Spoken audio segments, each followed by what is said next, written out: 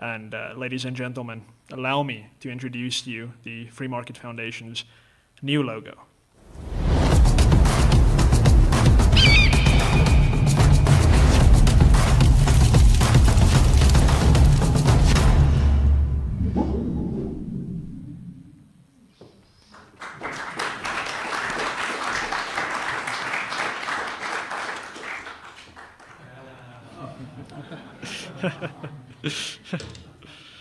Now, lots of thought went into this symbol, into this this thing that you might immediately recognize, but it happens to be quite multifaceted.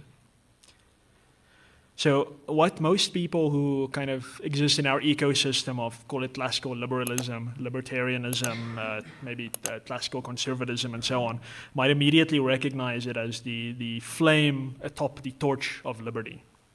Kind of almost a very American thing, but not really. But when we first saw this design, we also saw the feathered wing of a bird of prey. We also saw the rustling wavy grass of Africa's plains. And this all culminated, in our minds at least, in a comprehensive approach to advocacy for freedom, representing our philosophy, our posture, and our purpose, about which David has just eloquently spoken. So we start at the bottom. The orange flame of liberty, the very foundation of the Free Market Foundation's existence, our raison d'etre. It represents our dedication to individual freedom, to individual agency, and of course, to individual responsibility. Freedom is not a responsibility-less phenomenon. Then it's just fun. And we don't just believe in fun, we believe in freedom. In a word, this orange part of our logo represents our classical liberalism. This is our philosophy, and this is our point of departure. It is our operating system, as it were.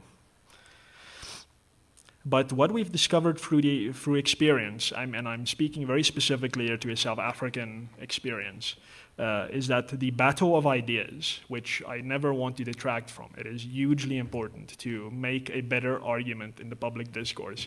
There will always be a role for that. So while it is hugely important, it is simply inefficient. The best idea simply does not always win. That we've just seen that just doesn't happen. So to materialize and to protect liberty, something more is required. And this is not only a new realization, but it is also an old one. The old realization came a millennia ago, when it became clear that there can be no individual freedom or agency or responsibility without private property, which is in fact the practical manifestation of freedom in the real, tangible, natural world that exists around us. Property is, as it were, the thing that ensures that we as humans don't exist on top of the world. We're part of the world, and that the means through which that happens is private property. But it is also a new realization in South Africa in particular, which is where the middle part of our logo comes in. The feathered wing of a predator bird, the gray wing of an eagle. Because today we appreciate that the government, which is in theory supposed to be the protector of freedom, which is in fact supposed to be that predator bird that relentlessly advances freedom in society, has become the greatest nemesis and the greatest threat to freedom in South Africa and in many parts of the world. So our bird of prey instead today is community. It is civil society. It is those small, very, very small, unfortunately, pockets of dissent in the commercial world. That is our protector of freedom. And here we see the interplay.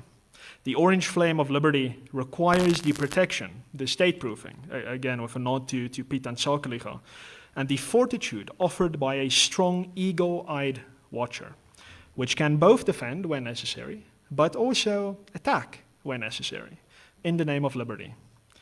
And what does this all ultimately give rise to?